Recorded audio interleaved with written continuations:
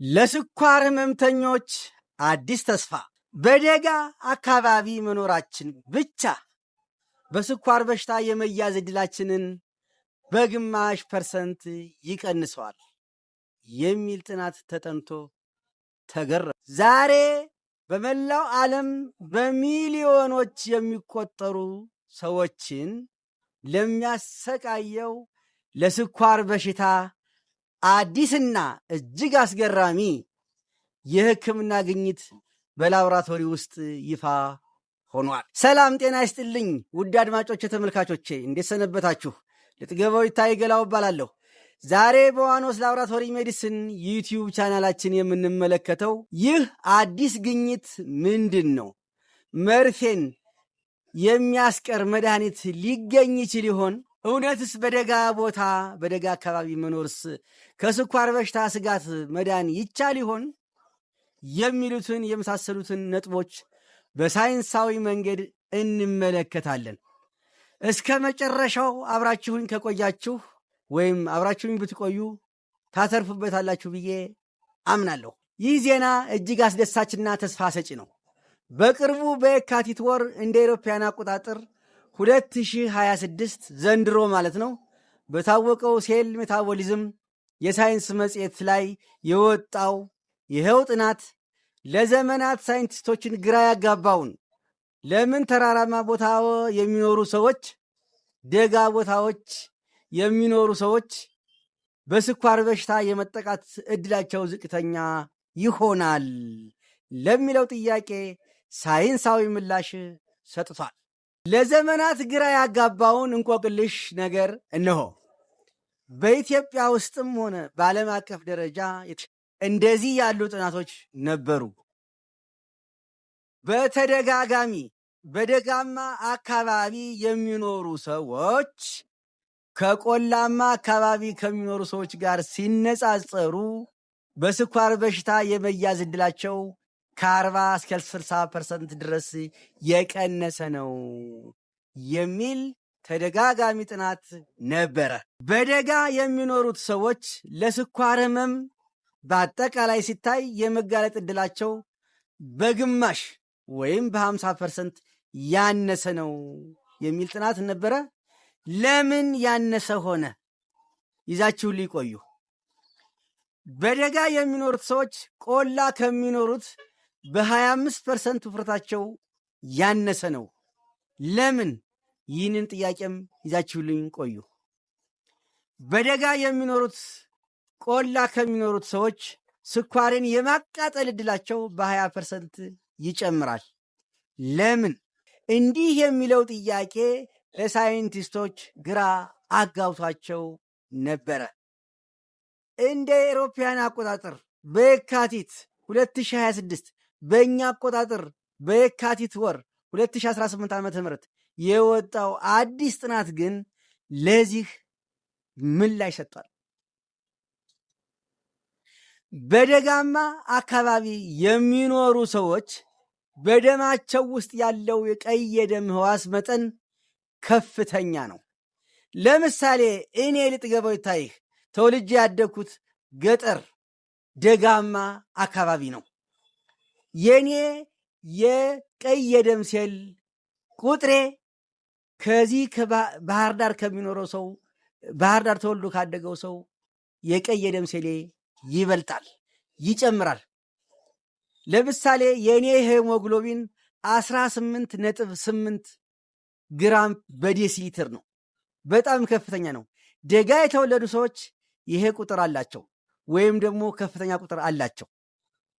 ስለዚህ በደጋ የሚኖሩ በደጋ የተወለዱ ሰዎች ከፍተኛ ቀይ የደም ሴል ቁጥር አላቸው ከቆላው የበለጠ።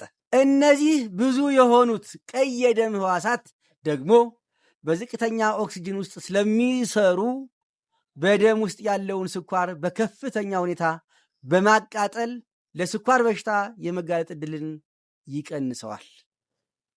ተመራማሪዎች እንዳረጋገጡት የኦክሲጅን መጠን ዝቅተኛ በሚሆንበት ጊዜ ሰውነታችን አስገራሚ ለውጥ ያደርጋል። በተለይ ደግሞ ቀይ የደም ሕዋሶቻችን ስራቸውን ይቀይራሉ። በዚህ ጥናት የተጠናው ጥናት ሎንጊቲዩዲናል ኮሆርት ስተዲ ዲዛይን ኮምባይንድ ዊዝ ኮንትሮልድ ራንደማይዝ ክሊኒካል ትራያልስ ኢን ሃይፖክሲክ ቻምበርስ የሚል ነበር። በእንደዚህ ዲዛይን የተጠና ነበረ። ይሄ ጥናት ደግሞ በጣም ከፍተኛ የጥናት ስታንዳርድ ነው። ሳይንሳዊ ግኝቱ ምንድን ነው? ዘላብ ሜዲሲን እስከ ዛሬ ድረስ ቀይ የደም ህዋሳት ሪድ ብለድ ሴልስ የምንላቸው ኦክስጅንና ምግብ ብቻ ነው የሚያመላልሱት ተብሎ ይታመን ነበረ። ነገር ግን ይህ ጥናት እንዳረጋገጠው ሪድ ብለድ ሴልስ ቀይ የደም ሴል ህዋሳቶች በደማችን ውስጥ ያለውን ትርፍ ስኳር እንደ ስፖንጅ መጥጠው የማስወገድ አቅም አላቸው። እደግመዋለሁ። ነገር ግን ይሄ ጥናት እንዳረጋገጠው ቀይ የደም ሴሎች በደማችን ውስጥ ያለውን ትርፍ ስኳር፣ የተትረፈረፈ ስኳር፣ ያለ ስራ የተቀመጠን ስኳር፣ ዝም ብሎ የሚንቀሳቀስንና የሚንገዋልልን ስኳር እንደ ስፖንጅ መጥጠው የማስወገድ አቅም እንዳላቸው ጥናቱ አረጋግጧል። በደጋ አካባቢ የኦክሲጅን እጥረት አለ? አዎ አለ። ታዲያ ምን ይፈጥራል ብለን ስንመለከት ደግሞ ኦክሲጅን ሲያጥር HIF 1 አልፋ የተባለ ፕሮቲን ይነቃቃል፣ ይለቀቃል፣ ይመነጫል። ግሉኮስ T1 የተባለውን ስኳርን ማጓጓዝን ይጨምራል። የሚያጓጉዝበትን ፍጥነትና መጠን ይጨምራል። በዚህ ምክንያት ቀይ የደም ህዋሳት በደም ውስጥ ያለውን ስኳር ለራሳቸው ጉልበት ለሚሆን በከፍተኛ ሁኔታ ይመጥጡታል። ይህ ሂደት በእንግሊዝኛ አጠራር ግሉኮስ ሲንክ ይባላል። ተመራማሪዎች ስኳሩ መጥፋቱን አረጋገጡ። ዘ ዲስአፒሪንግ ሹገር ለኩት።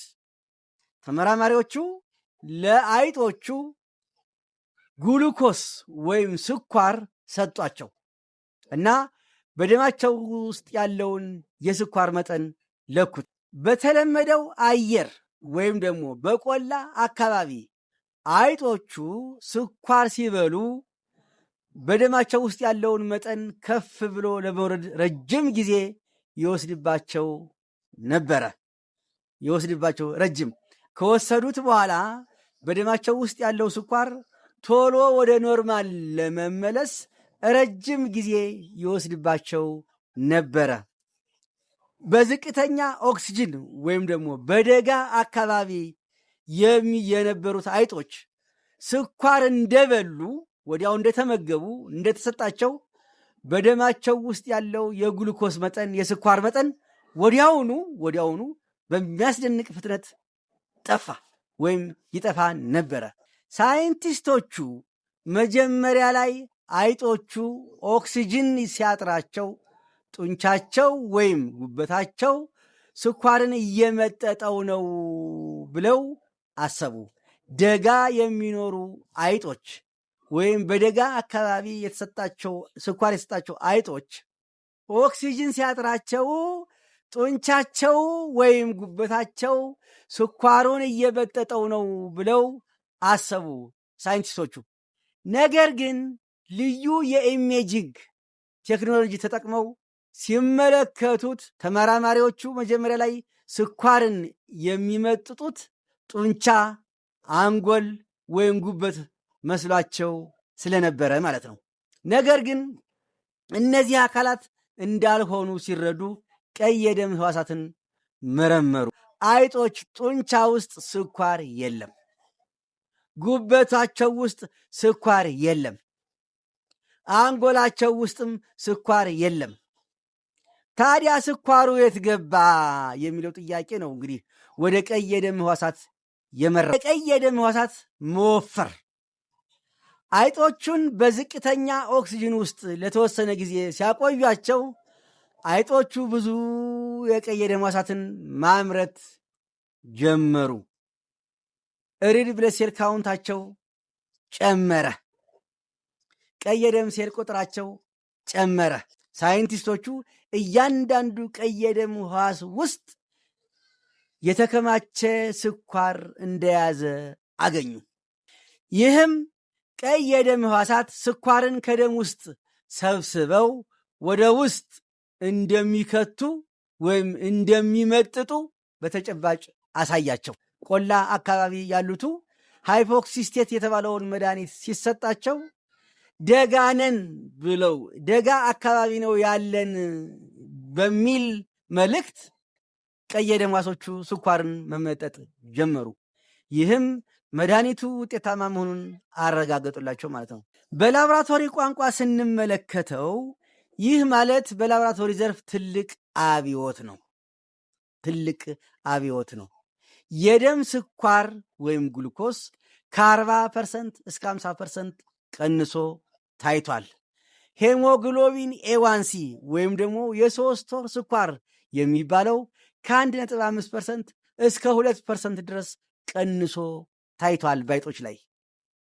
ውጤቱ የቆየበት ጊዜ ደግሞ ስናየው ባይጦቹ ላይ ሕክምናው ከቆመ በኋላ ለ3 ሳምንታት ያህል ለውጡ አልተመልሰም። ቀጥ ብሎ በነበረበት ቀንሶ እንደቀጠለ ታይቷል፣ ተመዝግቧል። አዲሱ መድኃኒት ሃይፖክሲ ስቴት ይባላል። ይህንን ተፈጥሯዊ ሂደት በመኮረጅ ነው ተመራማሪዎቹ ሃይፖክሲ ስቴት የተባለ አዲስ ክኒን ሰርተዋል። ይሄ መድኃኒት ሃይፖክሲ ስቴት የተባለው መድኃኒት አሰራሩ መድኃኒቱ ለሕዋሳቱ ለቀይ የደም ሴሎች ኦክስጂን የለህም የሚል የሐሰት መልእክት እንዲሰጣቸውና ያንን እንዲያውቁት እንዲረዱት የሐሰት መረጃ እንዲሰጣቸው በማድረግ ስኳርን ቀይ የደም ሴሎቹ ስኳርን እንዲመጥጡት ያዛቸዋል ማለት ነው። ያዛቸዋል ማለት ነው። ይሄ መድኃኒት በቀጥታ ቀይ የደም ሕዋሳትን በማነቃቃት የደም ስኳርን ይቀንሳል። ዋናው ነጥብ ምንድን ነው? ከሐሰት መረጃ እንዲያስተላልፍ በማድረግ ለሰውነታችን ለቀይ የደም ሴሎቻችን የሐሰት መረጃ እንዲደርሳቸውና ኦክስጅን እጥረት አለ ብሎ እንዲነግራቸውና ኦክስጅን እጥረት መኖሩን ተከትሎ የቀይ የደም ሴሎቻቸው እንዲጨምርና ደማችን ውስጥ ያለውን ስኳር መጥጠው እንዲያስቀሩት የሚያደርግ የሐሰት መረጃ እንዲሰጣቸው የሚያደርግ ቴክኖሎጂ የሚያደርግ መድኃኒት ነው የተሰራው። ባይጦች ላይ በተደረገ ሙከራ ከኢንሱሊን መድኃኒት በበለጠ ሁኔታ ውጤታማ ሆኖ ተገኝቷል። ጥቅሙ ምንድን ነው ብለን ካየን ከኢንሱሊን መርፌ በተቃራኒ ይህ መድኃኒት የደም ስኳርን በጣም ዝቅ አድርጎ ለሕይወት አስጊ ወደሆነ ደረጃ ሃይፖግላይሴሚያ የመቀነስ ዕድሉ አነስተኛ ነው። በፋብሪካ በተሰራው መድኃኒት ነባሩ መድኃኒት ኢንሱሊን ማለት ነው። እሱን በምንወስድበት ጊዜ የስኳር ማነስ አስከትሎ ለአደጋ ያደርስ ነበር። አንዳንድ ጊዜ ደም ሃይፖግላይሴሚያ የማምጣት ዕድሉ እጅግ በጣም ዝቅተኛ ነው፣ እንዲያውም አያመጣም ማለት ነው። ለዚህም አንዱ የውጤታማነቱ ማሳያ ሆኖ ተወስዷል ማለት ነው። ምክንያቱም ቀይ የደም ሕዋሳት የሚመጥጡት ትርፍ ስኳር ሲኖር ብቻ ነው እንጂ ኖርማል ስኳርን ሰውነታችን ውስጥ ያለውን ኖርማል ስኳር መመጠጥ አይፈልጉም፣ እንዲመጥጡ አያደርግም። እንዲመጥጡት የሚያደርገው ትርፍ ስኳር፣ የተትረፈረፈ ስኳር፣ ያለ ስራ የተቀመጠ ስኳር ሲኖር ብቻ ነው ማለት ነው። እውነታውና ተስፋው ምንድን ነው? አሁን ትልቁ ጥያቄ መድኃኒቱ መቼ ገበያ ላይ ይወጣል የሚለው ነው።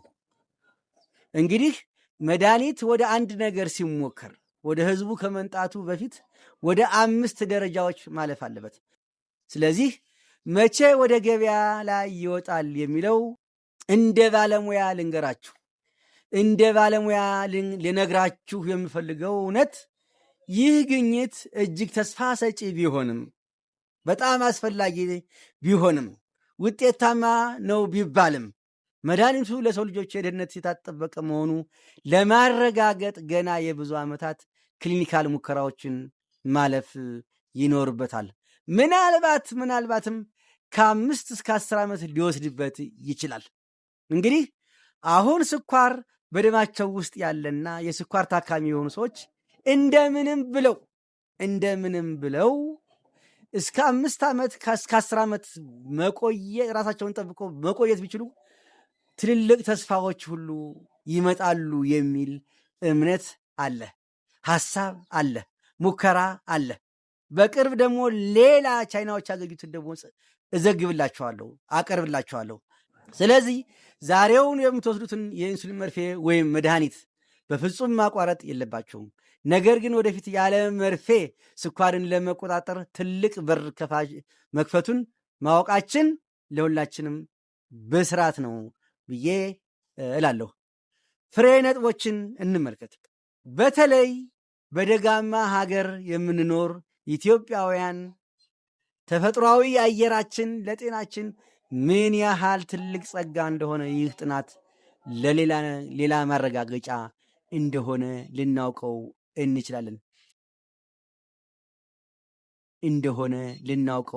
እንችላለን። አድማጮቼ፣ ተመልካቾቼ ባቀረብኩላችሁ መረጃ እንደተደሰታችሁ እና በአገልግሎቴ እንደረካችሁ እርግጠኛ ነኝ። ይሄ ከሆነ ለሌሎች እንዲዳረስ ሰብስክራይብ አርጉ፣ ሼር አርጉ እና ሐሳብ አስተያየታችሁን ደግሞ ጻፉልኝ።